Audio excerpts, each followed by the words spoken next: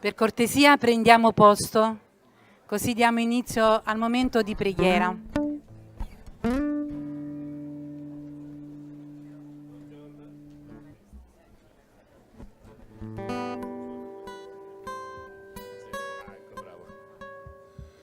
Buongiorno, vi chiedo di prendere posto così possiamo iniziare. Mentre vi sistemate, do qualche avviso pratico.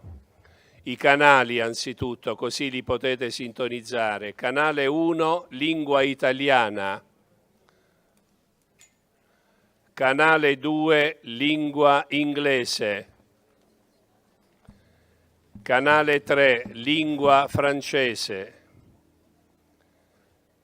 Canale 4, lingua spagnola. Canale 5, lingua portoghese. Noi siamo collegati anche con l'aula master che è al primo piano. Diamo il benvenuto anche a coloro che sono sopra e che ci possono seguire via audio e video.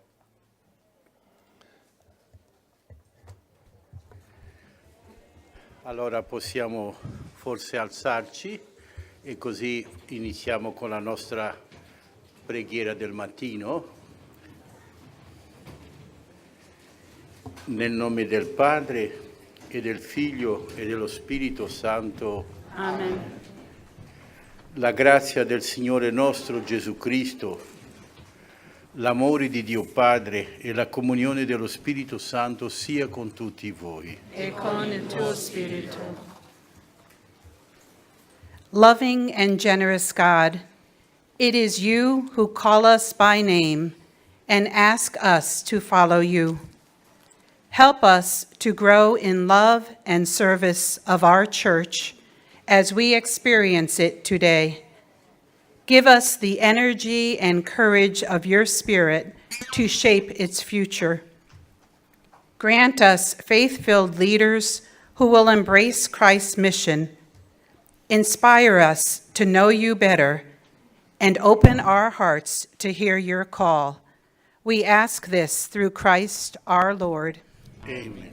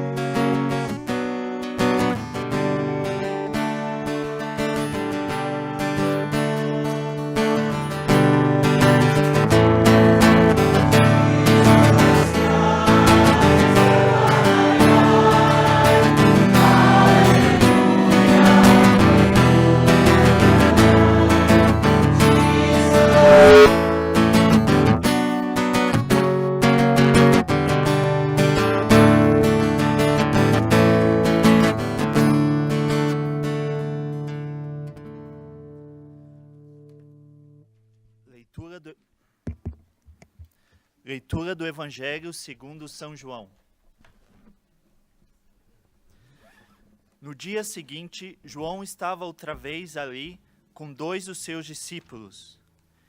E olhando para Jesus que passava, disse: Eis o Cordeiro de Deus. Aqueles 2 discípulos ouviram-no dizer isto e seguiram a Jesus. Voltando-se, Jesus, e vendo que o seguiam, perguntou-lhes: Que buscais? Disseram-lhe eles: Rabi, que traduzido quer dizer mestre, onde pousas? Respondeu-lhes: Vinde e vereis. Foram, pois, e viram onde pousava, e passaram o dia com ele. Era cerca da hora 10ª. André, irmão de Simão Pedro, era um dos 2 que ouviram João falar e que seguiram a Jesus. Ele achou primeiro a seu irmão Simão e disse-lhe: Havemos achado o Messias, que traduzido quer dizer Cristo, e o levou a Jesus. Jesus, fixando nele o olhar, disse: Tu és Simão, filho de João. Tu serás chamado Cefas, que quer dizer Pedro. Palavra da salvação. Glória a vós, Senhor.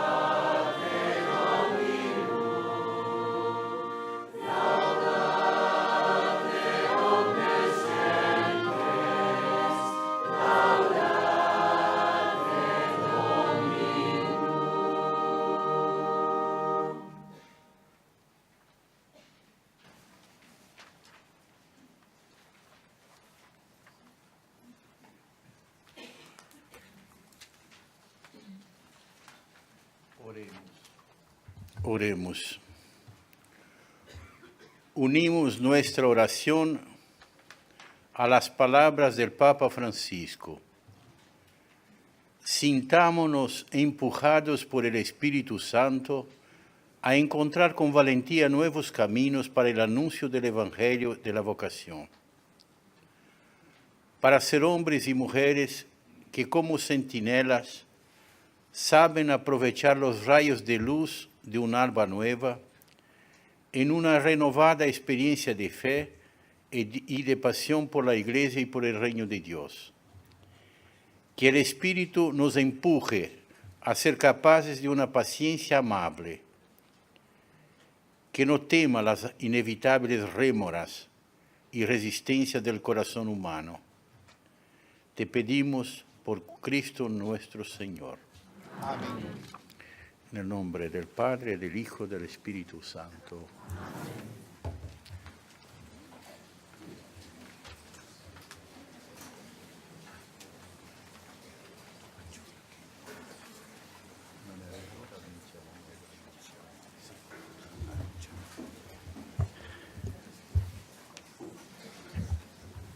Ci sono posti liberi qua.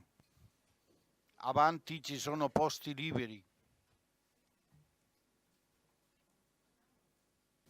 Siamo molti, Così. E allora noi vogliamo dare il benvenuto, dopo lo diamo un po' meglio, però abbiamo avuto 2 giorni fa una sorpresa molto bella che il Papa Francesco ha voluto farci un messaggio per questo congresso. A message for Allora noi this abbiamo conference. pensato, So we thought, come è praticamente since quasi un tema, diciamo, di fondo, perché il Papa è la parola it's più bella dopo quella it's di Gesù. the basic Abbiamo theme, pregato a Dio, the adesso word ascoltiamo il Papa. È un messaggio lungo, of the è un Pope. messaggio It's very che important, and it's a long message forse and an ci darà important come message. una Then hopefully direzione this molto message interessante per questo will nostro give us congresso. an interesting E direction, an interesting guide Siamo for allora our contenti conference. di sentire il So Santo we are Padre very happy to listen to la the words lingua in cui of the lui Holy Pope. scrive He will be lo spagnolo, e così il messaggio lo legge il nostro message arcivescovo segretario, is Monsignor in José Spanish, Carballo. and it will be E read by our così iniziamo secretary, subito con questo Monsignor messaggio che ci dà José un Carballo. po', So we are going to begin with this diciamo, il tono un message po' di tutto. that is going to set the Io tone forse of questo everything else. messaggio sarei contento I dopo se think I would potessimo mettere subito like nel nostro to sito, se possibile, put this in modo che voi message abbiate in mano immediately quando on the website so you can non have it vi diamo le available cartacee, as soon as possible. We will not give you a le cartacee, paper copy, perché copy, così risparmiamo un po' because- gli alberi, va bene? so for Avete capito, no? a green choice, right? Risparmiare gli alberi. So for a green choice, we're not going to give you Natura anche. a paper copy. E dopo, We're se doing this qualcuno in per an caso ha eco-friendly proprio position. So if some of you really absolutely need a paper copy, let us know. Allora, benvenuti a tutti. Noi vogliamo So again, welcome to you all. And now let us listen to the word of Peter for us.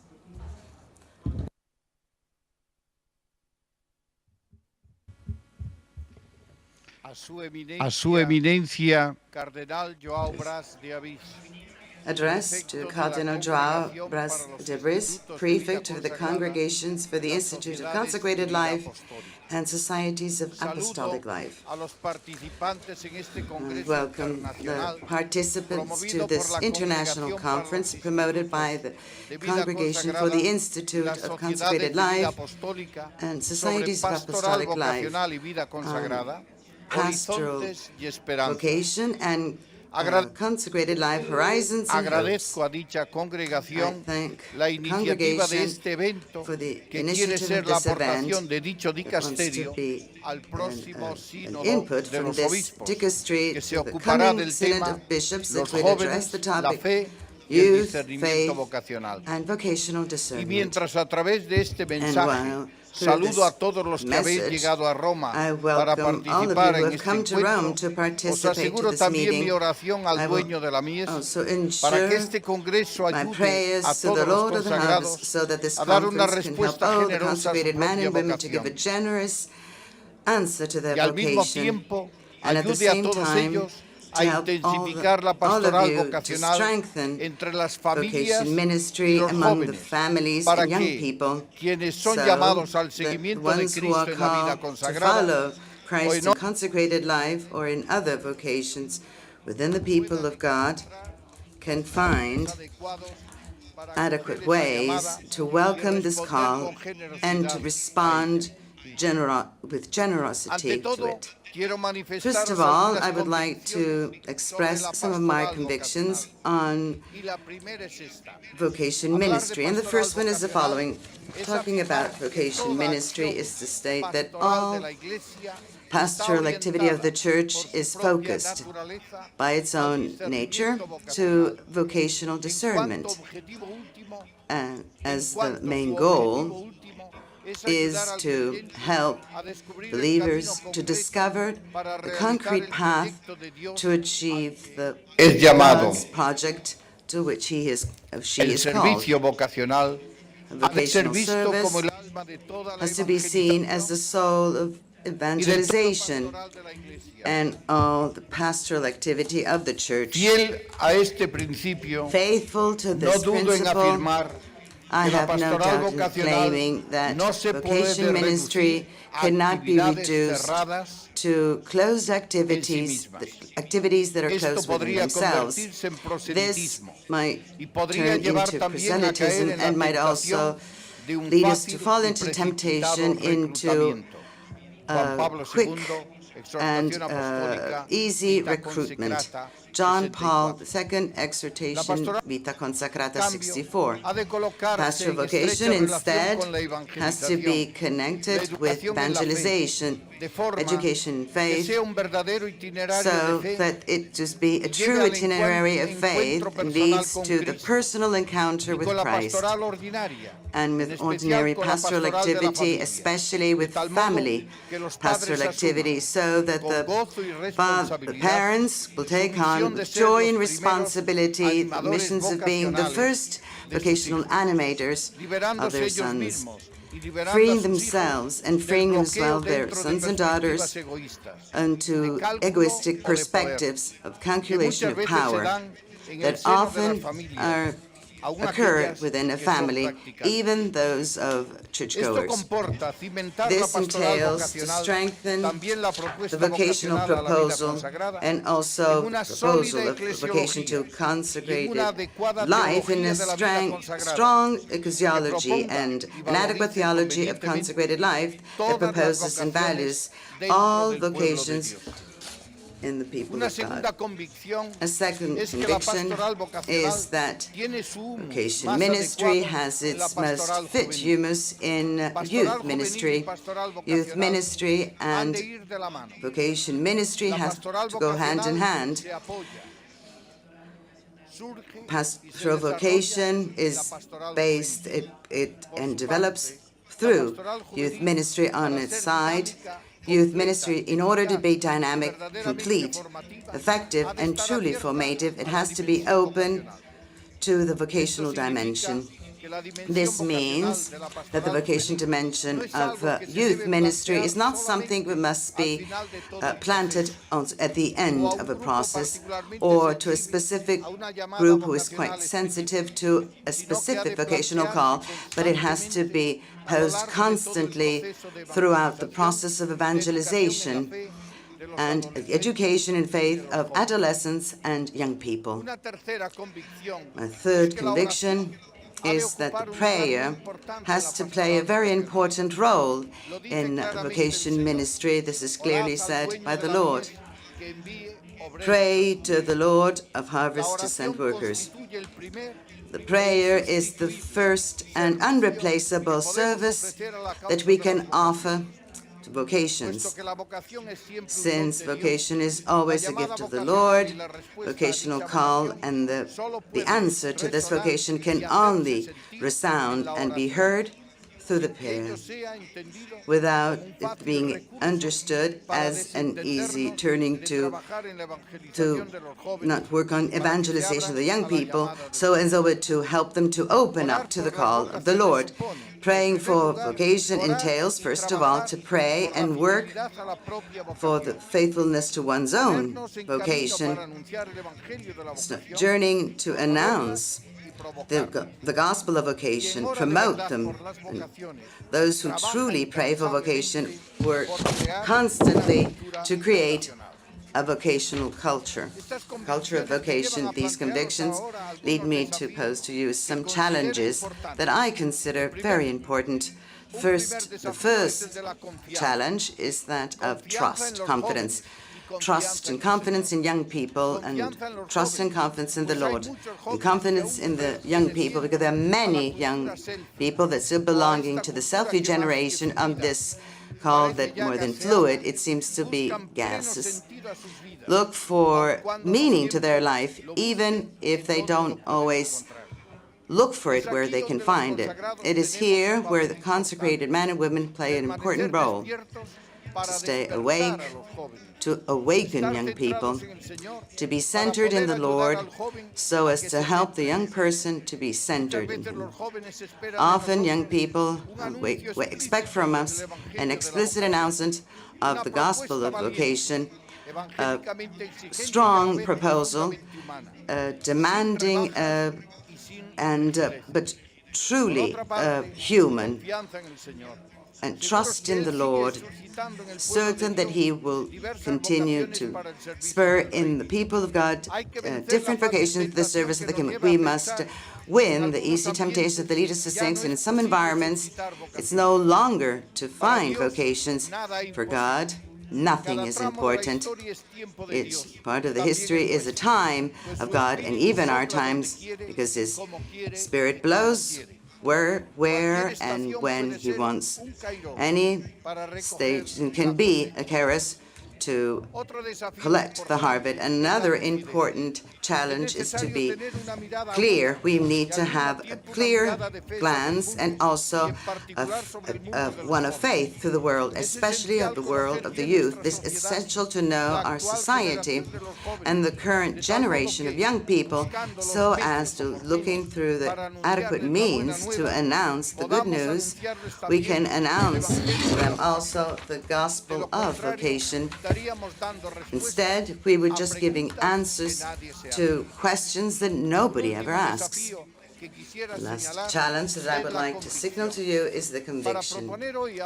In order to propose today a young see and follow me, you need to be evangelically courageous. The conviction that the following of Christ also in consecrated life is worthwhile, and the self-giving to the cause of the gospel is something beautiful and wonderful, and that can give meaning to a life. Only by so doing, vocation ministry can be the narration of what one is living, and it fills with meaning one's own life. A young person, like all our contemporaries, believes in the teachers, but he wants to see witnesses of Christ.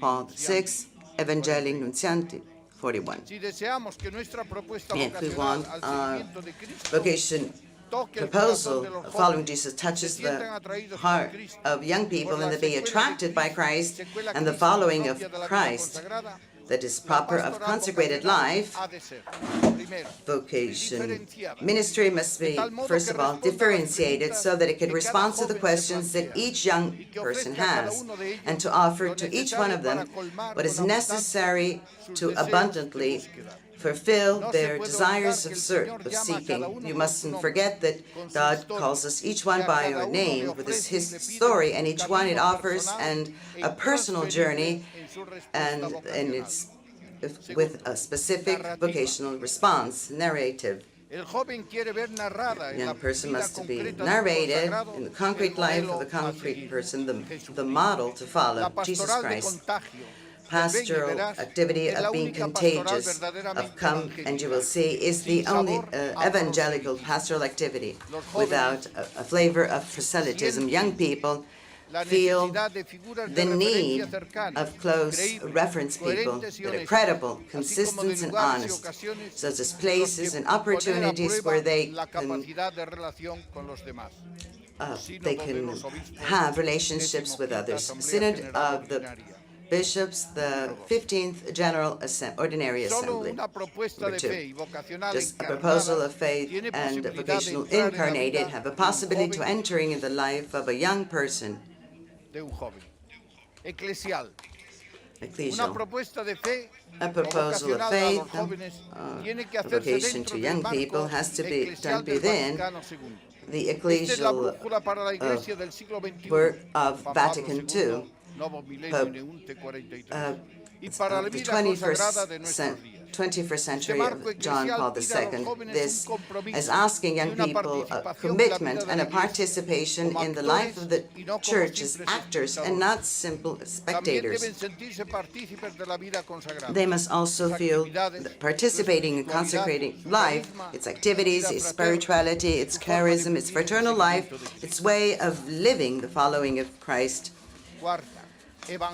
Fourth, evangelical, and as such, committed and responsible. The proposal of faith as a vocational proposal to consecrated life has to start from the center of all pastoral activity, Jesus Christ, as it is presented by the gospel. It's not intimistic ways or only social commitments are enough. Distant from vocational pastoral activity, the pastoral shore, or the pastime pastoral young person, you must put him in front of the requests of the gospel. The gospel, quoting the letter to all the consecrated, the first part, number 2, the gospel is demanding, and it requires to be lived in a radical and sincere way. The young person has to facing a situation where he accepts responsibly the consequences of his faith and the following of Christ. In this type of pastoral activity, it's not to recruit social agents, but to recruit true disciples of Jesus with the new call of the Lord and with the code of the blessing of the style of life. Fifth point, accompanied. Something is quite clear in youth ministry. It is necessary to accompany young people, to journey with them, to listen to them, provoke them, push them so that they can go beyond the comforts where they are, to awaken their desire, interpret what they're living, leading them to Jesus, and always favoring the freedom so that they can respond to the call of the Lord in a free and responsible way. This is a quote of the Synod of the Bishops in the preparatory document 3.1. It is necessary to create an environment of trust to allow young people to feel that they are loved as they are. The text of the disciples of Emmaus can be a good example of accompaniment. The personal relationship with young people by the consecrated is unreplaceable. 6 point, perseverance. Young people, you must be perseverant to sow and wait for the seed to give its fruit. The mission of the agents of youth ministry must be aware that their task is that of sowing. Somebody will allow it to grow, and others will collect the fruits. 7. Youth, full of youth. We cannot treat young people as if they weren't such. Our youth ministry must be featured by the following aspects. It must be dynamic, participative, joyful, full of hope, risking and trustworthy, and always filled with God, which is what a young person needs most to fill his desire of fulfillment. Full of Jesus, that is the only path they have to follow, the only truth to what they're called to follow, the only way, the only life, that it's worthwhile to giving yourself to. Dear participants to this conference, 2 things I think are fundamental on the topic of Vocation Ministry in consecrated life. The first is that there are no magic answers, and the second one, that's a consecrated life, and the rest throughout the entire church. We're asking a true pastoral conversion, not only in the use of language, but also in the lifestyle. If you want to connect with young people and propose to them a path of faith and offer to them a vocational proposal. No one should take away the joy of following Jesus Christ and the courage to propose it to the other one as a path, the truth, and life. Let us break away from our fear. It is the time for young people to dream and the elderly to prophesize. Let's stand up, start working. Young people are waiting. It is time to go. Vatican, the 25th of November, 2017. Pope Francis.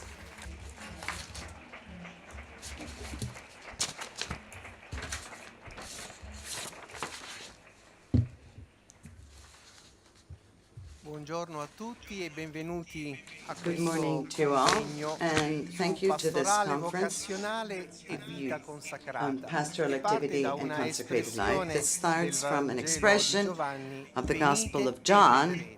come and you will see. Due parole di anche per Well, just a spiegare few come si words to svolgerà introduce questo and to convegno explain che dura 3 how giorni. this three-day conference Partiamo is dall'idea di organized. fondo e dalla realtà So let's della start off from the situazione. underlying Viviamo idea in and un'era che è the current bisognosa di un reality. senso So we are vocazionale della living vita in a period e come ci that ha truly ricordato needs appena Papa a Francesco, che ringraziamo di vocational questo meaning of intervento, life. And serve as un the Pope has just progetto, reminded us, and una we would like to fonte thank di him for this senso letter, esistenziale we need che a sia project, carico di a gioia source e of di existential speranza. meaning, In mezzo a queste filled with circostanze joy attuali, and hope. la Now, Congregazione per gli against this istituti di current vita consacrata e le società di backdrop, the vita Congregation for apostolica Institutes of sente Consecrated Life l'appello and e Societies of l'obbligo di Apostolic attivare Life la feels riflessione this ecclesiale call and sulle the vocazioni. need to Una activate riflessione che è ecclesial affidata a lei reflection sia on da Papa vocation Francesco come dalla Chiesa that has intera. been Lo fa anche given to mediante him by il Pope Francis presente and the congresso. entire Church, and Con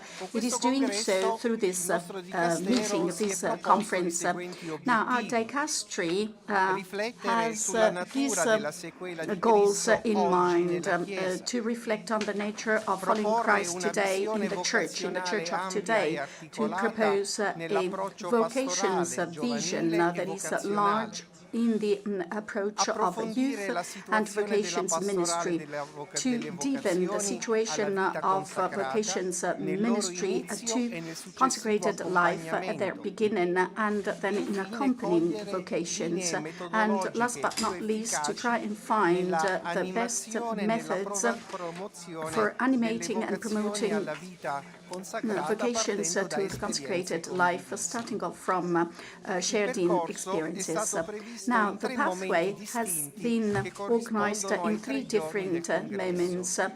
i.e. the 3 Il primo days of the momento è un conference. momento di Now, the tipo first illuminativo, moment quello che is vivremo to quest'oggi, shed light cioè un on orientamento della vocations nostra ministry, riflessione and we are going a to live carico it di today. So testimoni e we're going to protagonisti reflect privilegiati upon della cura vocazionale. the experiences of Domani privileged un momento witnesses. Tomorrow, esperienziale there will dedicato a be raccogliere la forza stimolante di experience-based varie esperienze reflection, al and so servizio we're delle going to vocazioni. listen to Il terzo many giorno, experiences il of momento più people applicativo, put at the service of vocations. darà And the alcune third day, piste which is the most concrete practical per day, will be aiutare la providing prassi for di food for servizio alle thought vocazioni to ed help aiutare i service to responsabili vocations dell'animazione and alle to help vocazioni per la vita the consacrata. practitioners to Come da programma vocations for the abbiamo consecrated life. adesso la As you prima can see in parola the agenda, che è affidata al now cardinale we're going prefetto to del hand nostro over to Dicastero. the cardinal, the prefect E of our diciamo 2 dicastery, parole per i pochi che non and dovessero ancora we conoscerlo. just spend on him a João few words for those who brasiliano, do not è nato know him. nel His Eminence 1947 is Brazilian, ed è and he presbitero was born in dall'anno 1947, and 1972. he was ordained Promosso priest all'episcopato back in nell'anno 1972. He was 1994 con l'assegnazione elected a della bishop sede in titolare di 1994, Fenucleta. and he was appointed a bishop of Fenucleta. Then he was moved to Ponta Grossa, Maringa, and Brasilia, Archdiocese, and he has managed this archdiocese in the period 2004-2011, when he was called to come over and preside over our dicastery. On January the 4th, 2011, he became the prefect of the Congregation for the Consecrated, ordained Cardinal by Pope Benedict XVI back in 2012, and he's the deacon of Sant'Elena fuori Porta Prenestina. As a cardinal, he's a member of the Congregation for the Bishops, the Clergy and Catholic Education, and he also participates in the Pontifical Committee for International Eucharistic Congresses. Now, the prefect che riprendendo la frase del Vangelo di Giovanni come and see gives also an orientation to our meeting. And now the floor to the prefect.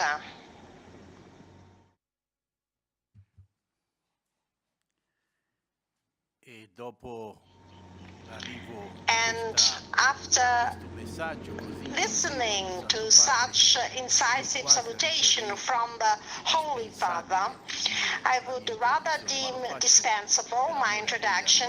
However, I would go on for your love's sake, for my sake, to prepare it, I have been working on it for a while.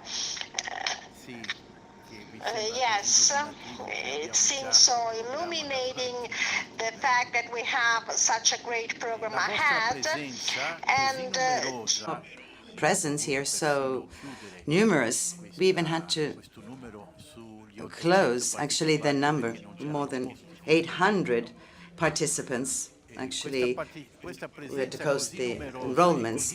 So your numerous presence and so representative of the consecrated life in the church fills us all with joy. The first feeling that we experience is that of a great joy. We welcome you with all our, in a very caring way. We were really waiting for you.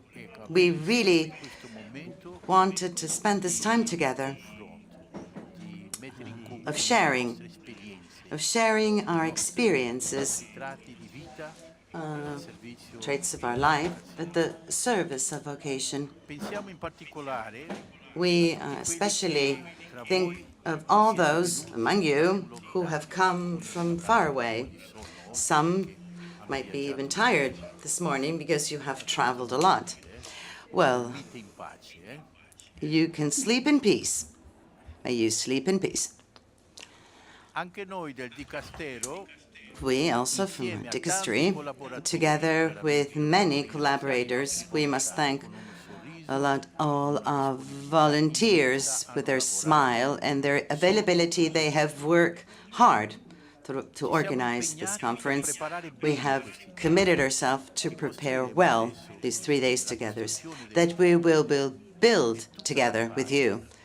It's all in the making. We have a program, we have a path that we think is the one that is just to what Holy Father is asking us, and then what, even more so, what Jesus is asking from. But we must start building it together, because it's a phase that will leave a task for all of us to follow. We have quite clear the words of Jesus, disciples of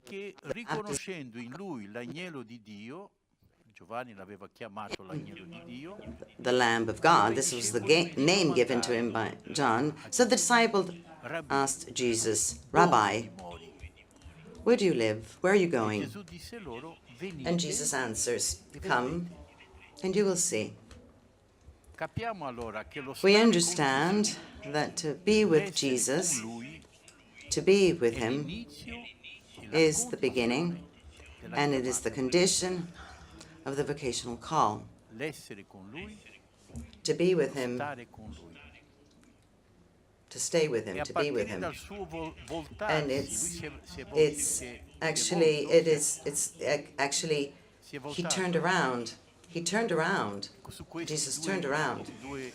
So, towards these two people, Andrew and somebody else, and to fix his glance on each one of them and each one of us.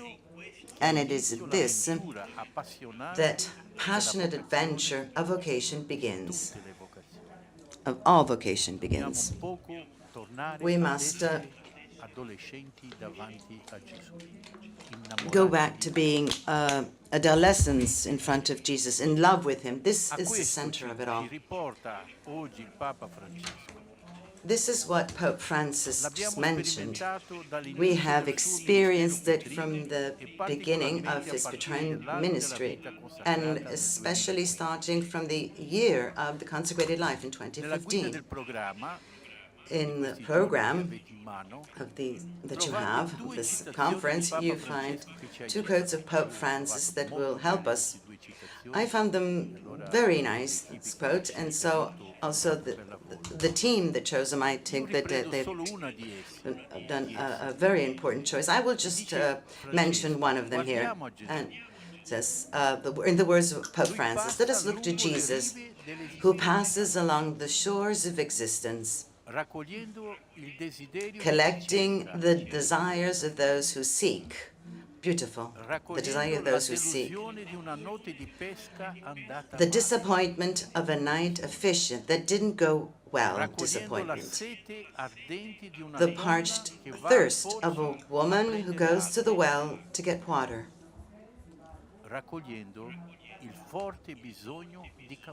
Of the strong need to change one's life. Again, the Pope connects this event to us, and he broadens our glance to our current. Instead of reducing faith to a book of recipes, also the sisters who are with me, they prepare lunch and dinner, looking at their cell phone, checking new recipes. So again, instead of reducing faith to a book of recipes or a set of rules to follow, this is too cold. Instead, we can help young people to ask themselves the right questions, to set out on the path and discover the joy of the gospel. This is a quote from the Pope. This is a very vital, very strong way of speaking. We are living in a time of human history which is in need a meaning of vocation of life that is not disappointing, because many of the ideals disappoint us.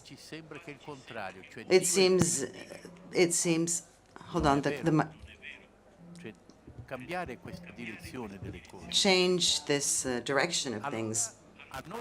So we need a project, a source of essential meaning, full of joy and hope. Again, this broad glance, this broad overview. And here I would like to remember this word that the Pope mentioned 2 weeks ago, remembering also the Polish philosopher that talks about the weak thought of the liquid society. And the same Bowman also said that it's more than a liquid society because, again, young people today have lost their roots. They no longer have their roots. And so he says perhaps we mustn't even talk about a fizzy thought, not only liquid, it's a fizzy. Or again, he used this word today also, fizzy or gas. No longer liquid. We, consecrated men and women, starting from the baptism, we are inserted in the life of God and His family. So our place is in the family of God. It is the church. We are the heirs of the vocational heritage and charismatic patrimony of the church. We have the joy and duty to cherish it and to promote it and to guard it, this vocational heritage. For this reason, the Congregation for the Institute of Consecrated Life and Societies of Apostolic Life have heard the appeal to deepen with you the reflection of the church on the one side and the communion of the vocation experiences present in many parts of the world that come with you. This is very important, your vocation experience. This is very important for this conference. The Dicastery of the Roman Curia, we live the responsibility to echo the guidelines of the Holy Father, and we have heard him today in his words. Why? Because Francis, for us, is Peter, not someone else. Francis is Peter for us. And those who have difficulty with the Pope, they do not have difficulty with the current Pope, but they have difficulty with Peter. Among us, there are people with great responsibility. Some of my colleagues, the cardinals, that are against the Pope. This is so bad. There's the faith is missing. Also, those who can defend it in some way. At the same time, we learn always more to listen and to perceive the sign of the Spirit in consecrated life throughout the world. This is in the work of God. It is very meaningful, the teaching of Jesus that the Holy Father has helped us to turn to, and that we have expressed in the statement of the Gospel that many of you know. New wineskins.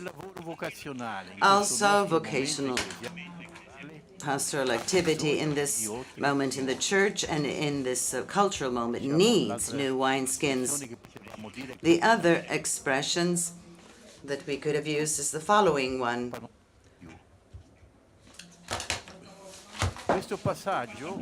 This passage is asking us, consecrated men and women, in the relationship we have with young believers and non-believers, to say how, in the same way as Jesus says, come and you will see, and this is the challenge, this is where the challenge lies. What are they coming to see? Are you fighting?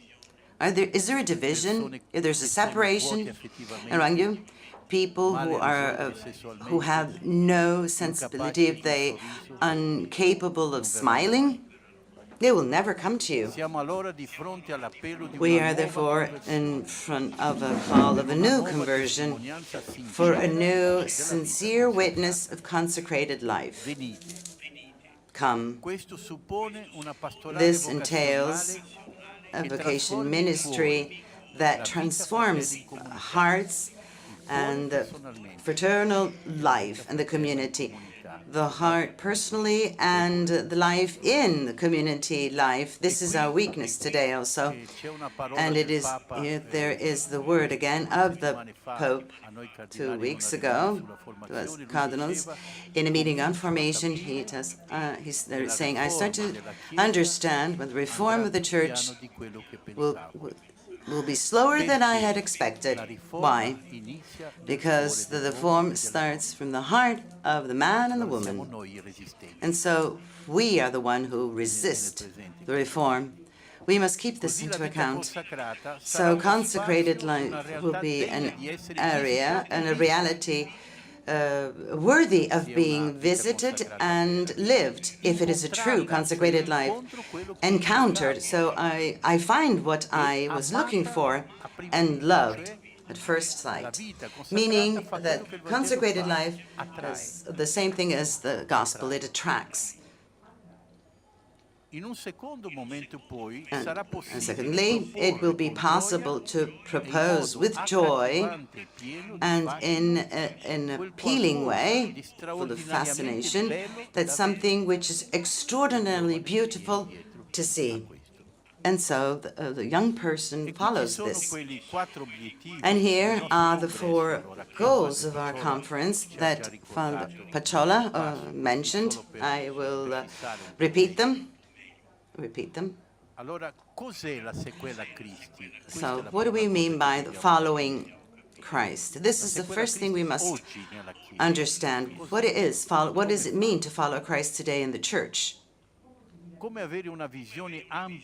How can we have a broad and articulated vision in youth ministry and vocational ministry? Because we must put the 2 aspects together.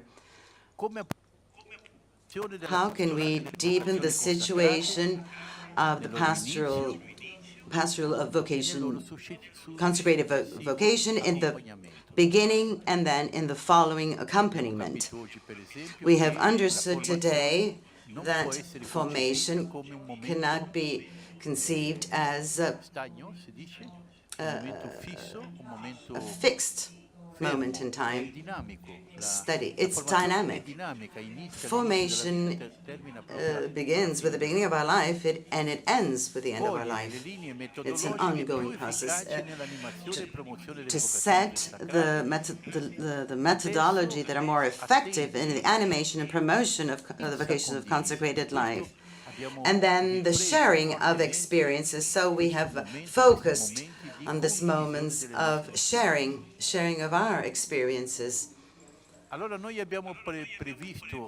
So we have scheduled in our conference this 3 different moments that are necessary. Father Pacciola also mentioned them. This moment, let's call them of shedding light, of enlightenment, that will be this today will be centered on this. We would like to shed light or guide our reflection. So 3 brothers who are witnesses and privileged protagonists in the vocational care of many brothers and sisters will help us in doing this. First one, José Rodríguez Carballo, Archbishop and Secretary of our Dicastery. And he will deepen for us as an expert in the Bible, following Christ in the New Testament, what it is to follow Jesus in the New Testament. Then for Timothy Radcliffe, I apologize for my pronunciation, Radcliffe. He's here among us. Oh, he's still not here. Actually, he hasn't arrived yet. He's from the Dominican, from the Order of Preachers. He has been master of his order, master of the Order of Preachers, and he will talk about the context and the current mindset on culture and vocation to consecrated life, possibilities and challenges. We also have another witness, a very important witness, Don Pascual Chavez Villanueva, Salesians, and he will talk about young people today and consecrated life, but in light of his charismatic experience. This is the today. Then tomorrow we will more focus on this experiential aspect. We would like to collect this stimulating formation force of the experience of the service provided in vocation, because experiences can help us, and this is very helpful for all of us, especially these different types of experiences that you provide. There are brothers and sisters who have already progressed in the practical search of paths, itineraries, methods, and strategies that are adequate for the announcement, for the promotion, for the discernment, and in a way to accompany these vocations. This is why, choosing people with their experience, we have be specific on 2 criteria. First of all, the intercongregationality, meaning we all build this experience together. And then second, the ecclesial dimension. None of our charism will grow, will be a witness in an isolated way, but it is part of the people of God, of the church. It has been given, and it's a gift for the church. A third moment that will be it will be a little bit tomorrow and the day after tomorrow, which is more on the practical aspect. We must reflect and set some concrete action to guide the practice of the service of vocation, and also to help those who are responsible for the animation of consecrated vocations to carry out and propose and accompany the vocations, keeping into account the journey of the Synod of the Bishop on the focus of young people, faith, and vocational discernment. So the path of the Synod of trying to get close to young people and understand them, and finding a way to give to them the light that we have. This involves us all. And on this, we will have among us Cardinal Renzo Baldisseri, who is from the Secretariat of the Synod of the Bishops. We will also have the opportunity to listen to two important testimonies with Cardinal Beniamino Stella of the Congregation for the Clergy and the young consecrated men and women who will offer a reaction to the reflections that he have worked on at this conference. The presence of Cardinal Stella is to help us because we have this new ratio that involves us all. The traits that come out of this new ratio.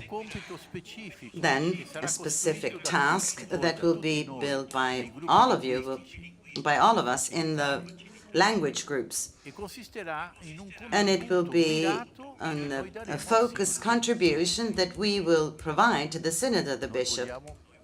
We also will want to offer to the Synod the light that we have here among us. And so this contribution, apart from being for us a growth, a personal growth in the vocational activity, it will also be a contribution to the Synod. We feel that this encounter is a precious opportunity for consecrated life, meaning that as consecrated men and women, we want to enter into the heart of our vocation. We want to enter into the heart of our vocation. Jesus himself, in answering the disciples of John the Baptist who were following him, "Come and you will see," he turns to us and his glances on his loving and merciful glance. He has promised he will be for us forever.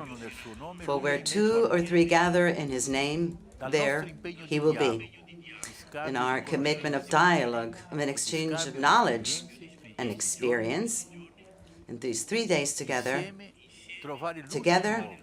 we will find new light to continue the vocational path in the Church. So for us, first of all, and the ones who we will be in contact with, in light of "Come and you will see," new hope will arise that would lead many young people, and not so young, to join Mary's yes and a multitude of disciples throughout the centuries. This is central. Here I am. I am the servant of the Lord. Let it be with me according to your word. Thank you for your generous and precious listening.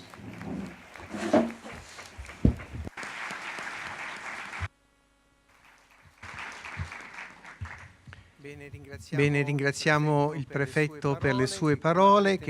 I should like to thank the prefect for his words that are, of course, in line with the message that the Holy Father wanted to address this Congress and the Dicastery. In the words of both the Pope and the Cardinal Prefect, we see that the consecrated life today needs to be able to tell the young people, "Come and we'll see." And I'd like to go back on 2 sentences of the prefect on these 2 verbs. Well, the verb come means ad intra vocations ministry that can change the art and common life. In the verb, you will see we suppose ad extra Vocation Ministry that sees us to be able to propose with joy something beautiful to be seen because we experience it in the first person. After the introduction of the prefect, I'd like to hand over to the first speaker of today. As has been said, this contains the moment that is supposed to shed light on this conference and I'd like to hand over to Monsignor José Rodríguez Carballo, Archbishop, the Secretary of our Dicastery. His Excellency is Spanish. He was born in 1953 and is the Prefect of the Order of Minor Friars since 1971. His studies in Holy Scriptures, he did his studies in the Pontifical Institute of Rome and in Jerusalem. He's been priest for 40 years, since 1977. He's been Minister General in the period 2003-2010 of the Order of Minor Friars, and as the General of the Order of Minors, he was also the 119th legitimate successor of St. Francis. On April the 6th, 2013, he was appointed the Archbishop Secretary of the Dicastery by Pope Francis, and he was attributed the Belcastro seat. Now, as has already been announced by the Cardinal Prefect, he will be deepening the focus, and the title is Following Christ in the New Testament. Over to you. Buongiorno. E adesso vi saluto anche io personalmente a tutti e ringrazio. Saluto. Thank you. His Eminence, Cardinal Prefect, and I also thank him for his words. And I will not read my speech, my paper, because as many of you know, I talk out of the cuff. So, but the paper will be available on the internet. I will start by saying that the topic of vocation and the call by the Lord, like also following of Jesus, or the way we respond to this call by the peoples of people, are among the most widespread topics in the sacred scriptures. Therefore, you will understand that it's impossible to embrace the entire richness of the texts. We would spend here until the end of our time if we were to do so. This is why my paper is incomplete. What I'm going to say is not going to be complete. On the other hand, remembering that the term vocation comes from the Latin word vocare, call, summon. It's to call someone to come. And this is to the Hebrew term halak, that means vocation, and where it's constantly repeated, this expression halaka ahare el, which means walk behind God. This is the deep meaning of vocation, to walk behind God. In the New Testament, Jesus, especially in Paul, appears as the Kalian, he who is calling, and those who accept the call will be called kalumenoi, meaning called to be part of the ecclesia, the community of the ones who have been called to continue the work of the Lord. Therefore, vocation, as the Holy Father said, then also the Cardinal Prefect says, must be positioned into this broad context of being called to walk behind him. It would be a very serious mistake to think that vocation to following Jesus is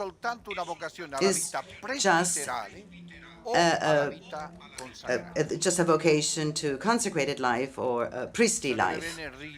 It would be correct to reread what the Holy Father says in the first one of his convictions. In the New Testament, we have different types of calls, ones who are called, or the ones who follow. Jesus. First of all, there's a numerous group of people who follow Jesus just to,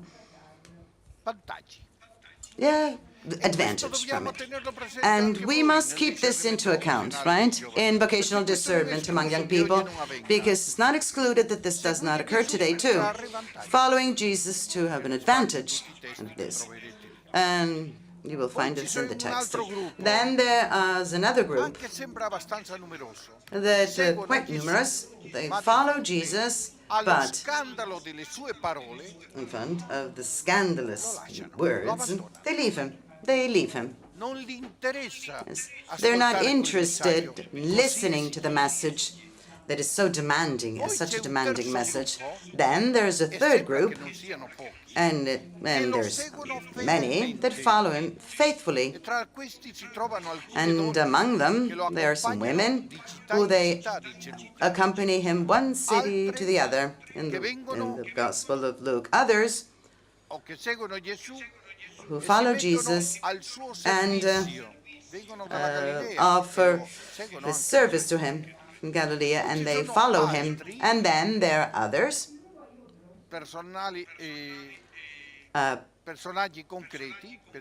concrete people, individuals like Zacchaeus, Joseph of Arimathea, and Lazarus, that definitely they are true disciples, clearly. And then there are the 12. Yesterday we celebrated one of the 12 to whom will be asked to break with their past. This is quite clear in the call of the 12, and to share with Jesus everything. His lifestyle, his journey, his mission, and his fate. They are the disciples. Some define itinerant through a personal call, explicit, clear call, a strong one, to a permanent following of Christ, to live with him and to adapt their life to his.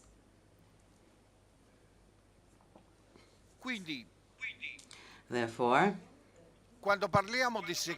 when we talk about following Christ, we must keep into account all these aspects. I will dwell specifically on the 12 disciples, and especially on the Gospel of Mark, to trace the field. Because I think that it is this Gospel that offers us in a better way the most characteristic elements of the act of following Christ. The first point that I'm developing is that we are sought and called by Jesus. To be seekers of the faith of God, this is the way as we can define the vocation of each believer, and specific of those who have been called to consecrated life. It is to be seekers of the faith of God. The consecrated men and women are the ones that look throughout their entire life, they seek for the face of God. I was always struck that Saint Benedict put as a basic criteria of vocational discernment whether the person is seeking for God or not. Here, dear animators of Vocation Ministry, we have a necessary element. If you are seeking for God, even if well, let's look at the disciples, look at their history. But if you are truly seeking for God, if this is missing, if the person is not seeking God, he cannot be admitted. You know, the problems that we are addressing, we have our faults in this. So what are they looking for? They have to seek the face of God. But if it is true that man and women are seeking for the face of God, it is also true that you can be done in the way as because God is the first one to seek or to look for man. The Lord is seeking because he is sought by God. You work towards the other because the other is walking towards. And in reciprocal search, the Lord is always the first one to take the initiative, and we must never forget this. The first in our life of consecrated men and women, and also in the vocational proposal. It is always God who chooses and calls. Man is a chosen one. He is the one who is called. The initiative, and I want to point this out both in the Old Testament and the New Testament, is always from the side of the Lord. It's not you who have chosen me, or John, but it was I who chose you. The initiative by Jesus to the call is accompanied by the graciousness of this, gratuity of this call. This is why, this is how I feel it very strongly. Our life of consecrated men and women should be fostered always, because the Lord one day, without anything of my doing, he said, come. I had no merit in this. I want you to share my life. I've been gratitude in this. And this leads us to live our life with a face of the resurrected. This is the one we have to haven't had sad faces. Sometimes we think we're doing a favor to God, and young people to whom you propose to follow Christ must understand this clearly. They do not come to pay a favor to God. It's God who makes us the favor of calling us. In the New Testament, there are some verbs that I will also mention, an important one. Jesus passes. He sees, he loves, and Jesus calls. And these 4 verbs are very important to keep them into account, also in vocation accompaniment. In vocation, everything is grace, and is complete in gratitude in Paul in his letter to the Galatians, because also starts from the compassion of the Lord towards the one who is called, and the trust that Christ Jesus puts in the person. The disciple, we can say, in words taken from an important saint, is thought, loved and called by the Lord. This is the disciple. But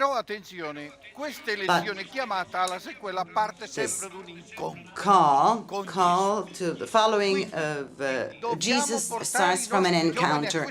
So we must lead these young people to this encounter. If not, we are building on a house of cards. If we don't do this, there will not be an answer. The texts are so many. I would just like to remind you that after so much time, the disciples, they will remember the time of the encounter. Something really touched them the moment they met Jesus. And this is why the Pope, let's show in pastoral activity, let's show this, more encounter with Jesus. Let us look at these verbs that I just mentioned. The Lord passes. So the Lord passes side by side. So this is constantly repeated. Jesus was passing. Now, his passing it's not neutral. His passing was an invitation to set in motion with him and to follow him. As we see in the many expressions that Mark uses when speaking about the following Jesus, come behind me, and they went, follow me if somebody wants to come behind me, and so on and so forth. And the discipleship means following Jesus to follow his same path. Now, the verb passing shall be read in the light of another expression we find in the Gospel. according to Mark. So Jesus came, now coming had a sort of meaning of epiphany, and there's the parallel between passing and coming we find in this gospel. We can say that through passing, Jesus manifests all his messianic power. In this Jesus passing through, let us think of the salvation-based manifestations of Jesus. His manifesting is not within the framework of theophany, as was the case of the manifestations of God in the Old Testament. Jesus manifests himself in the daily lives and sets himself in motion through the roads and in the places where he can make them man. And so he lets man and the future disciples to meet him in their daily lives. This is a word, daily lives, that we have to always bear in mind. So in the daily lives,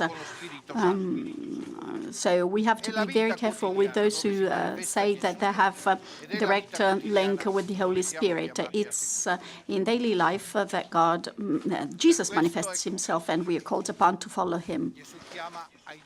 And for this reason, Jesus called the disciples, and we have heard this in the gospel that was read at the beginning of our meeting, in their daily lives while they were fishing or while they were setting the nets. Then there's the other verb. Jesus, so now seeing in this framework means knowing, knowledge. When Jesus passes through or side by side and in the daily life of a would-be a disciple, he gets to know him and will call him, taking into account the concrete history of each one of them, including the history of a sinner. This was not a problem to Jesus. So seeing means knowing. An intimate relationship between the one who calls and the one who is called.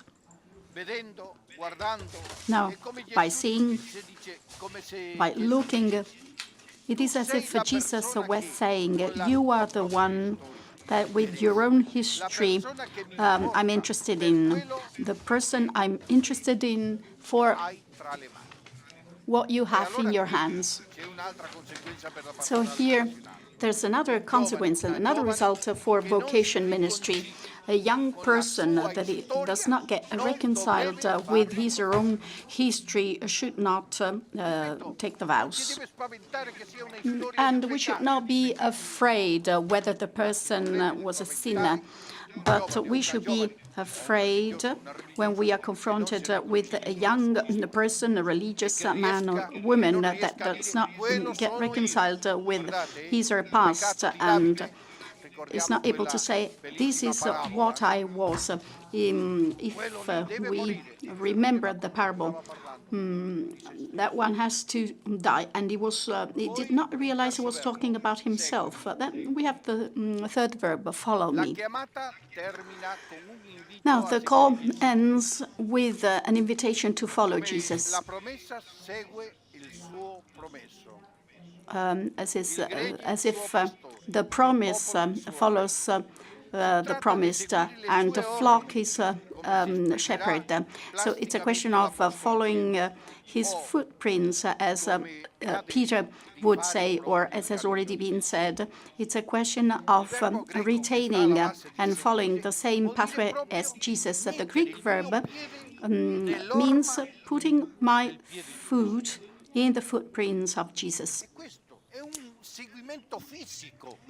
So it's a physical following, and this is clearly expressed by the Greek word, the Greek verb. So please, you do not have to follow other pathways. Master is Christ, and this is the only model we have to follow. What are now the needs of following Christ? What are the requisites? And I'll be very quick on this. Jesus wants to be exclusive. Now, there's a need to belonging exclusively to him. And this was already the case in the Old Testament, because Israel had been elected as the people of God. It cannot have any other gods than the one who saved him from slavery. So Israel is exclusively the property of Jesus. Is consecrated to Jesus. In the New Testament, Jesus asked the same exclusivity from the apostles. Jesus, as we said, is the one who chooses and calls, and this entitles him to be considered the only owner. Now, I know that this is a very difficult vocabulary to be accepted today, but this is what the New Testament clearly says, because Jesus is the one who chooses, so he has the ownership, the exclusive ownership, and this is what we find in the Gospel according to Mark, his own disciples, as Mark says. So we find this in Mark 4:34, and this awareness of ownership explains the radicality through which he expresses himself when the conditions are set by some to follow him. Leave the dead to bury their dead. If Jesus had not said so, I would never say this in our current culture. But this is what the Gospel says. The same exclusivity also explains the fact that Jesus does not provide any explanations and does not give the opportunity of asking so many questions. He answers those who ask him, "Where do you live? Come and you will see." Instead of providing explanations, he assigns tasks. In the best case scenario, explanations will come later on. In any case, in following Christ, there is no opportunity to turn back, because those who turn back are not appropriate for the kingdom of God. So first exclusivity, then readiness. If yesterday you celebrated the Eucharist with the readings of the vocation of apostles, you can realize that it was repeated many times, this, and they immediately set them to follow him. Euphus in the New Testament. Now, the call does not allow you to delay this encounter with the Christ. The response shall be immediate, generous, and without conditions set. Unconditional. And this runs counter our culture, because today everybody would like to have not a window, but a gate open if tomorrow I have to go back. So this has to do with the exclusivity. This is not to be taken for granted today, and we see this also in marriage life. So these are truly hard needs, but I do not. I think that we cannot but take them into account in a vocational proposal, and namely in our responding to the Lord. We've already mentioned the response given by Jesus when disciples pretended to wait a little bit, and we need also to recall what Jesus said to Zacchaeus. Zacchaeus, come down immediately. When Jesus sees and meets a person, well, this is the right moment. This is the so-called kairos, to give the ripe fruit of following. We cannot say it's not yet high time for harvesting. I'm very interested in this passage and what the disciples, what he said to disciples. You think that the harvest is far, but the fields are ready. So the time of God is not the same time as ours. When Jesus passes, he calls, and only one answer is possible right now. And there are many passages about this in the New Testament. Then another requisite is the following. Jesus asks for a final option for him, a definite option for him. As I already said in that text that was very badly interpreted in the past. For those who set on to grow and then look backward is not adapted for religious life. And this was to force a positive response. But it is also true that Jesus asks for a final option. Now, the option for Jesus is is irrevocable option. This principle is so, you know, that in the history of consecrated life, there is not the temporal profession and perpetual profession. This came, temporary profession. We had just profession, full stop. That came in later. This word, because, again, we did not consider a non-profession. So it's the maternal aspect of our church, seeing our weakness, that admits this. But following of Christ is irrevocable from the very beginning.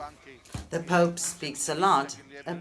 The seminarian, a young person who introduced himself to him when he was in Buenos Aires, and he said, I want to be a priest, but just for 10 years.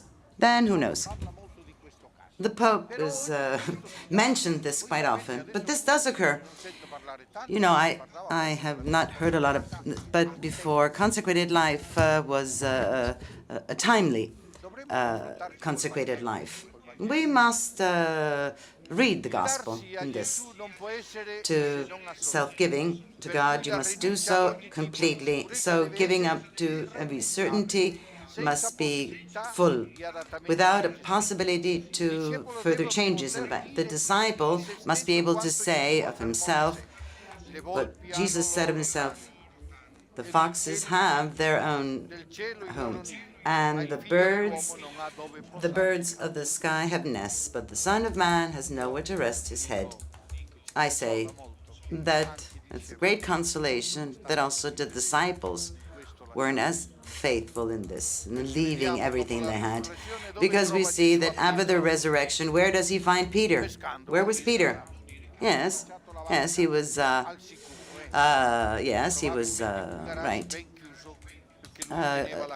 He was nesting because he had. But we must read the text, right? But also in some situations of the gospel, conditions and manifestations of the following. I quickly will rush through. The first condition is that to have faith. This is quite clear, crystal clear. If you have no trust in the Lord, it is impossible to follow him. This is why it's also in vocational accompaniment. We must, first of all, allow them to have a path of faith.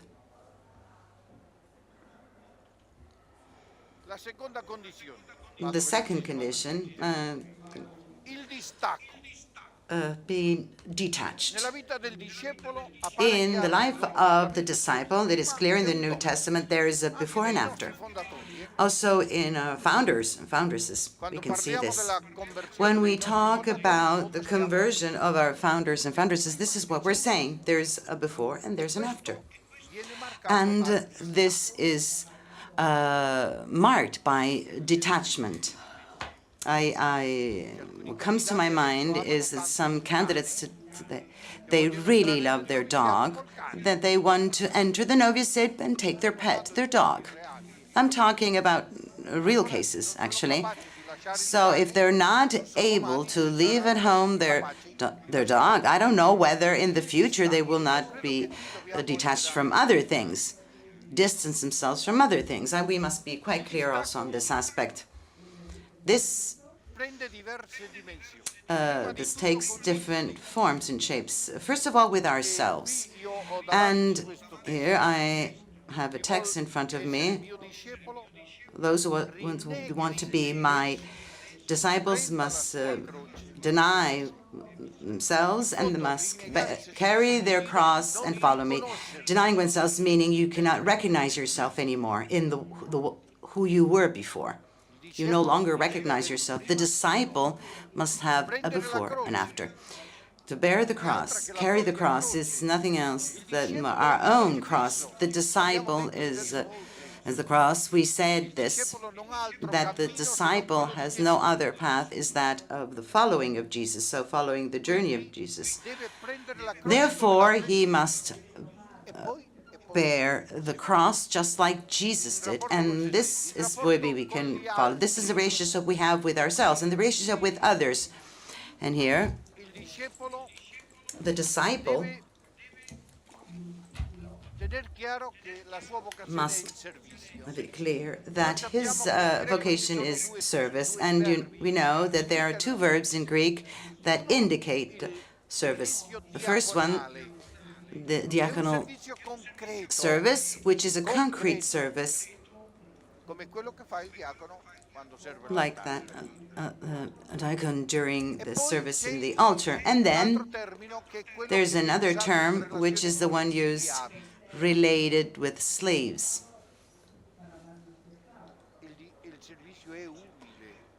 It's a humble service. And we have the icon of the washing of the feet. So, being detachment also. And this also we address aspects that have to do with power, privilege, and truly offering a service. And this is also related with material good. You must be distance yourself, just being detached from. You must also be detached from you yourself personally and to your belongings. So faith, being detached, and the following. That's the third feature, the third need. We must remember that when we talk about being detached, the disciple is not measured by what he leaves behind, but what he finds, by what he finds. And here, I refer to this wonderful parable of the treasure.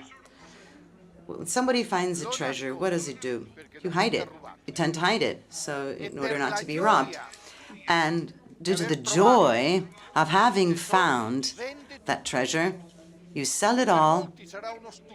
For many, he might be a silly person. Why is he selling everything for that land that does not produce anything? But he knows that there's a treasure right there. There's something precious there.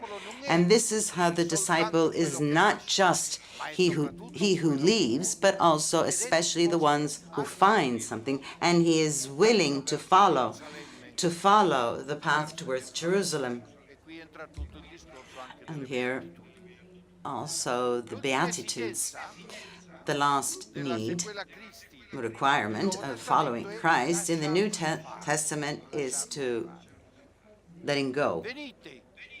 Come, and he said, and you will be disciples, and you will be fish, and I will turn you into. This is very important verb in the following of Christ. The disciple is not who makes himself as a self-made person. It's in the disciple is who enters in the logic of non-assessment, non-measurement of Jesus. He is the one, and here is the pot and the pottery maker of Jeremiah. You're just like a pot raised by the craft. This is how the the disciple is shaped by Jesus. And here again, this is a need, and it's not an easy need, because we all are like to be protagonists. Protagonists, especially in your life, no? To be autonomous and to be protagonists. The person who is willing to follow Christ must give everything to him and must be letting Christ decide for him. In texts that we have analyzed, that we find in the New Testament some specific features of vocations that can be summarized as follows. Vocation is not a function. We, as religious, we complain that the bishops judge us for how functional we are. This is not correct. This is not fair. And we must also help the bishops to get to know us better in deepness. But again, we ourselves, sometimes, we understand one another for the functions we are carrying out, and this is preparing the crisis and when we are going to be old and we won't be able to do much. So vocation is not a function, a role, a profession.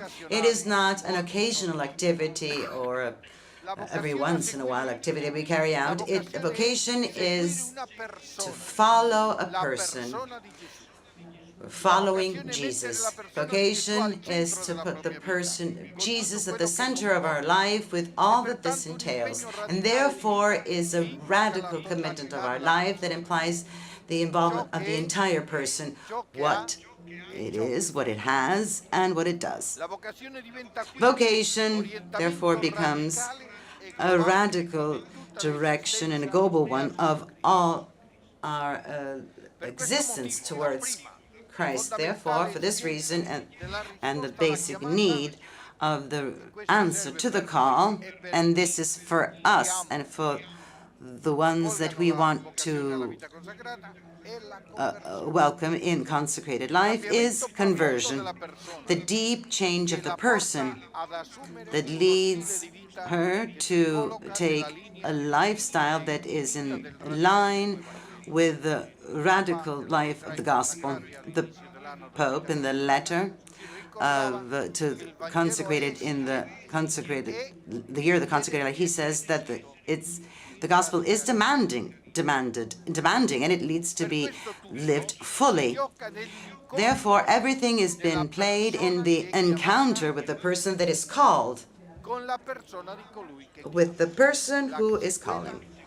So the following includes closeness and intimacy with the Lord. I truly think that what I know and what I have done in the past, that we must change a lot in youth ministry, because often it seems to me that it is a ministry to keep them, and this is in some way correct, but it's not enough, it's not sufficient. The young person undergo a crisis, it's better to undergo a crisis before than after. Vocation is a personalized call. It is always within the historical context of the person. When the Lord is calling, he does so considering the person and that specific reality. The Lord is calling specific individuals with many aspects: family, culture, education, formation, situations, traditions, conflicts. Calling by the name, the Lord takes all these different levels that in their togetherness are part of the reality of each one of us, individual reality of each one of us. This calls for to live reconciled with one own life and to take it as the story of salvation.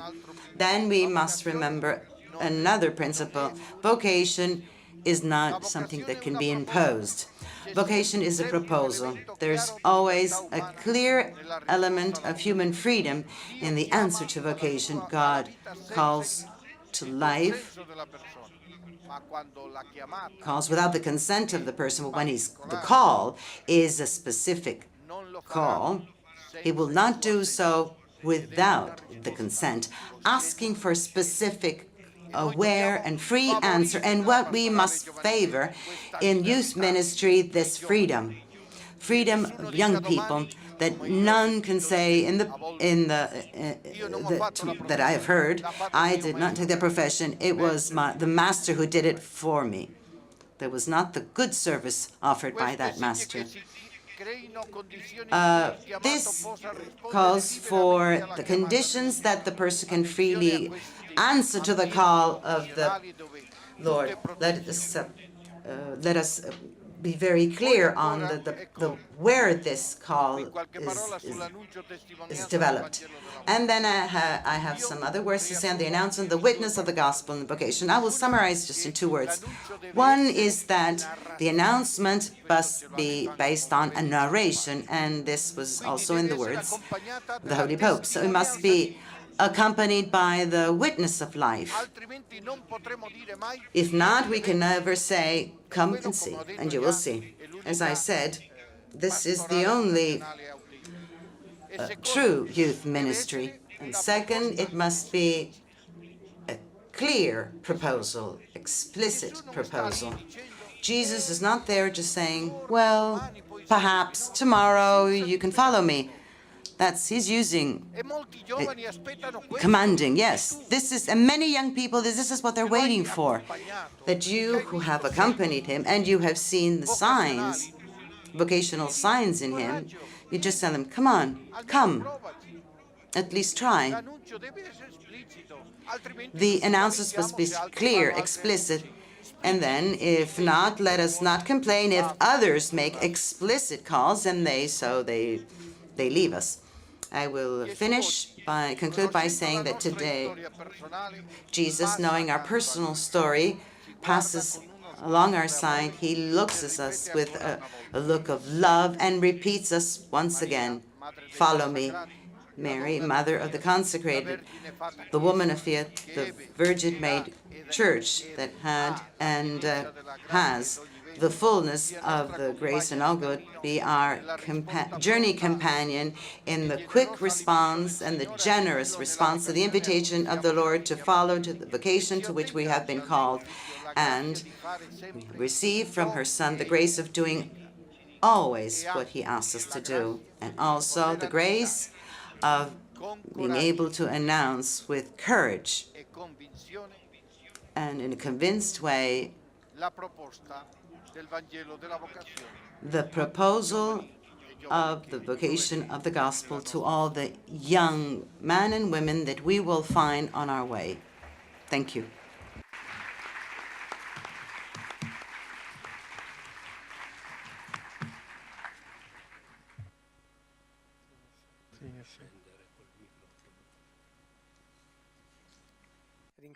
Ringraziamo. So I should like to thank Archbishop, the Secretary of the Dicastery, for his paper, where he has highlighted the many meanings of the word call, and he has allowed us to understand the response expected from those who are called by the Lord, and he has summarized the needs and the requisites of this call.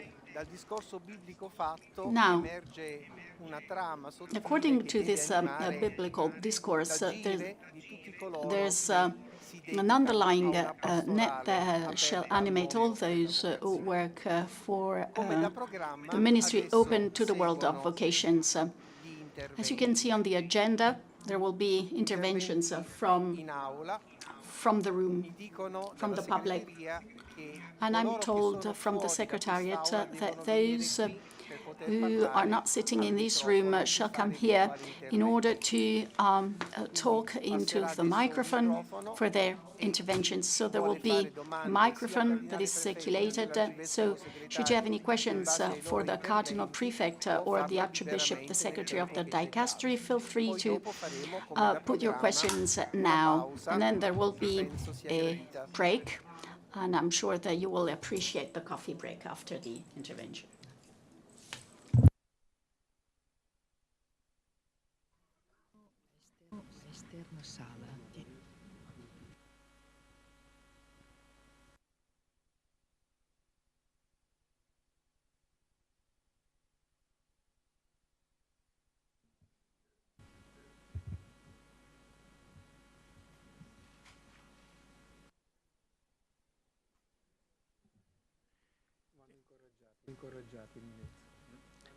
Vanno un po' incoraggiati.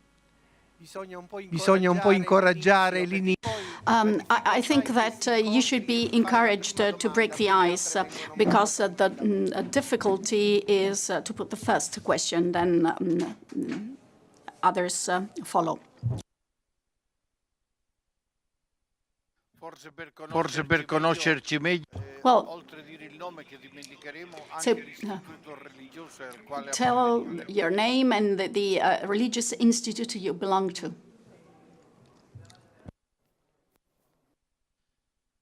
Mi domando se... Well, my question is, your approach to vocation, isn't it too much centered on Europe? Because, as a matter of fact, in Congo, and here I'm talking about my personal experience, well, the reality in Congo is very different from a situation where society does not accept vocations. Sometimes parishes have a lot of vocation ministry, but there's a need to increase discernment, to improve discernment. And sometimes there's a need also to cool down interest for vocation, and by vocation I mean vocation to the consecrated life, to open up to all the other fields of a Christian vocation. So I'd like to know what is your feeling, and I want to be critical, controversial, to sort of invite you to react and to understand whether sometimes what the Church lives in realities in crisis is the focus, and so we tend to forget. Y desde 2003 estamos actuando un plan. Since 2013, we have had a national vocation ministry plan based on 3 ideas: vocational culture, the leap forward with true accompaniment processes, and then working together with other ministries, so not only the youth ministry, but also educational ministry, family ministry, social ministry. Now, I think this plan is going to be reviewed in 2019. In many dioceses, we see many processes of youth ministry and vocation ministry go hand in hand in order to give a proposal to the young people for consecrated life, but also a proposal to marriage life. These are slower processes, of course, but sometimes the congregations feel a little bit discouraged because the young people think about what they are going to do in their lives, and they are always in discernment and never make this leap forward to make a final decision and to choose their own vocation. How can we act, I mean, not to speed up their decision, but to avoid the young people to be eternally discerning and thinking about, and we, the people, accompany them? What can we do? We should invite them, of course, not to be afraid of following Jesus.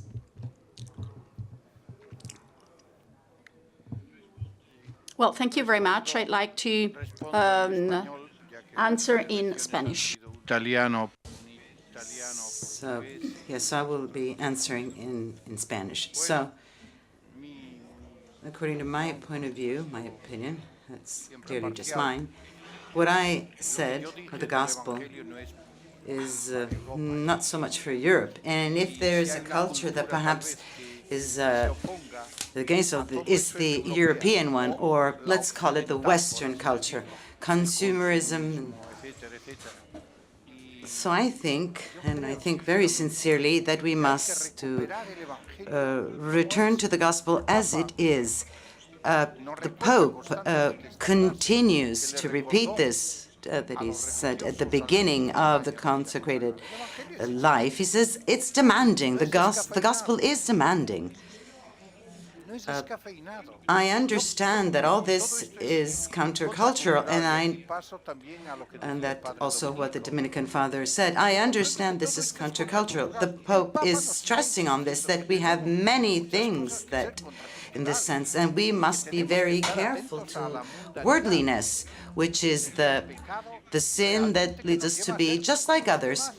And in order to be like others, well, I think sincerely that this needs start first of all from Jesus, by reading clearly the gospel, and we will find this in the gospel. And there comes a time where the disciples themselves, they feel that it's tough, it's difficult, and Jesus says, well, you want to follow? But and Peter, enlightened by the Spirit, that he says, the Lord will say, well, we are going to follow you. You only have words of eternal life. Sometimes we think that the young people of today are incapable of such a big generosity that is called by the gospel. I think we don't trust young people. We must be confident in young people. This is also repeated by the Pope. Young people today are capable of self-giving, clearly for reasons, that deserving reasons. I think that the great problem is us as consecrated people in the church in large. But it is that young person does not see often embody these values in consecrated life, and therefore we can apply this, what Jesus says of others. Do like what they're telling you, but not what you do. I think that youth ministry today, it has to have an act of conversion. I've also mentioned it. We must accept that our life is not very telling. It's not very meaningful. I don't want to blame. The thing is not that the sin, and I did repeat this more than once. It's not. Perhaps it's this. We lose. What can I say? The salt in some way. Therefore, I personally think in today's young people, and that they are capable of radical commitments, even more than my generations. We could not hide the needs of following Jesus. Perhaps for me, what is very touching, I think that when we talk about fraternal life in community, everything is poetry. We describe it so well that clearly everybody wants to go. It looks like heaven on earth. And then we know that it's a different story, right? Well, there's not a lot of Calvary in there. We must inform the young. There's good. There is heaven, and there's not so much. And nice. If not, we're describing such not a clear picture what it is, and we must not be. We must be quite straightforward with young people and tell them. And to the sister in Mexico, I repeat what the Pope said: with young people, you must be patience. Therefore, without giving up, as we sometimes say, yes, well, and especially the young person must be loved. I am convinced that the young person, when he discovered that he is loved, he accepts this radicalism. And then if he discovered that he is not loved, we cannot demand anything from him. It's as if when a formator is demanding, for example, that young people should wake up in the morning to pray, but whereas he stays at home, or in bed, sorry, he says. Or when We propose strong experiences of poverty, but the formator stays at home. This is a double magistrate. And we, at the same time, when we propose something, we must try to be faithful to the requirements of our vocation. And I think that no young person must demand from us that we be perfect. And if a young person is asking you to be perfect, go send him to someplace else. Well, it's because he's going to be a problem. What they have a right and we are obliged to do is to be consistent, because the crisis of consecrated life, I think it's a crisis of truth and consistency, of transparency. A young person must accept that we are sinners, but we cannot pretend we're not sinners and propose a path that is not a true path.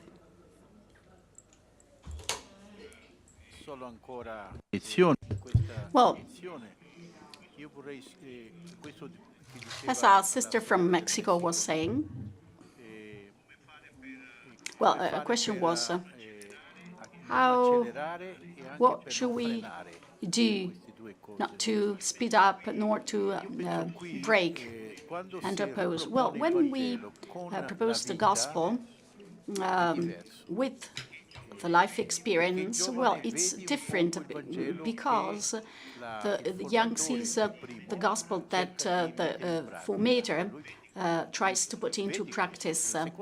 And secondly, formation is not just the planned formation with the plans organized.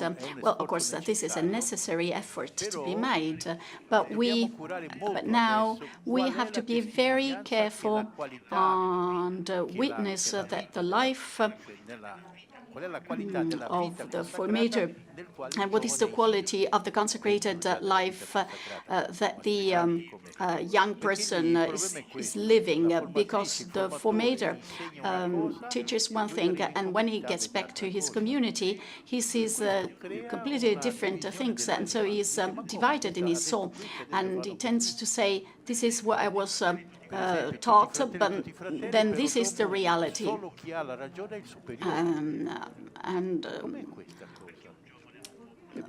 The superior is always right, because the superior tend to say that young people do not have enough experience. This should not be said, because young people have a different experience that the formator are lacking in. So we have our own habits and our own languages that we need to change, to revise. And then the fact of Eurocentricity, of being centered too much on Europe. Now, I understand what the Dominican priest said. There's a problem we are confronted with today on this very issue of cultures, because, well, I come from Latin America, and I feel this directly in myself. Sometimes the European culture has been proposed as being the perfect culture, and all the others have been considered subcultures, and this is a huge problem. This is a big issue.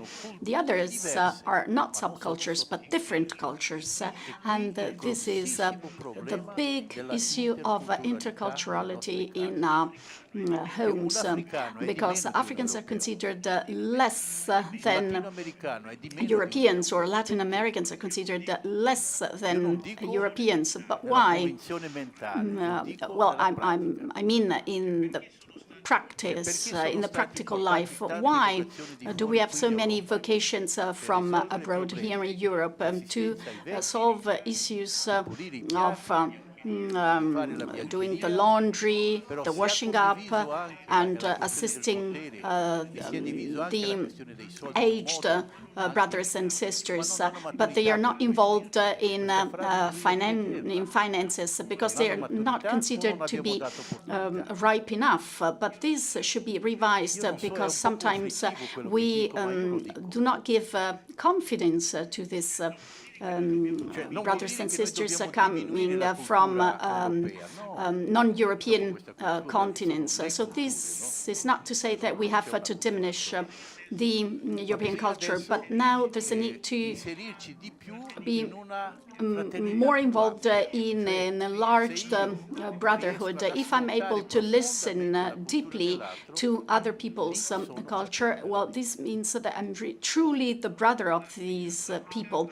Now, Africa has great beauty for the generosity of vocations. They do not know where to put new vocations, but sometimes issues have not been solved that stem from the gospel and the interpretation of the gospel. So it's not correcting, but let the people grow up. So all tribal issues need to be solved, divisions.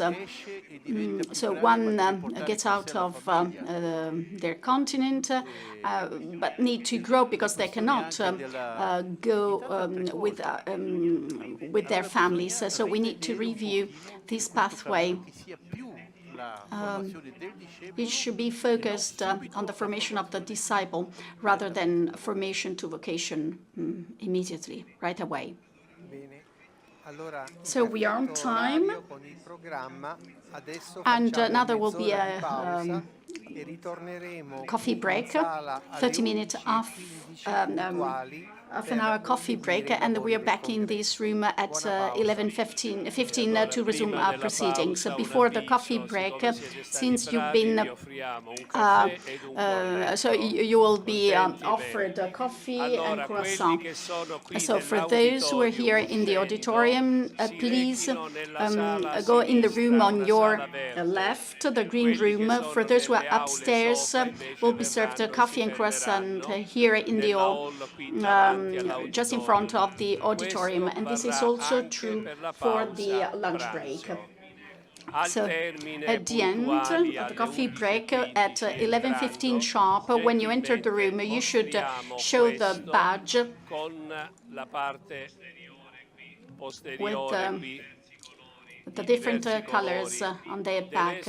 So only the people with the red back auditorium will be allowed in the auditorium, because we are waiting for another 100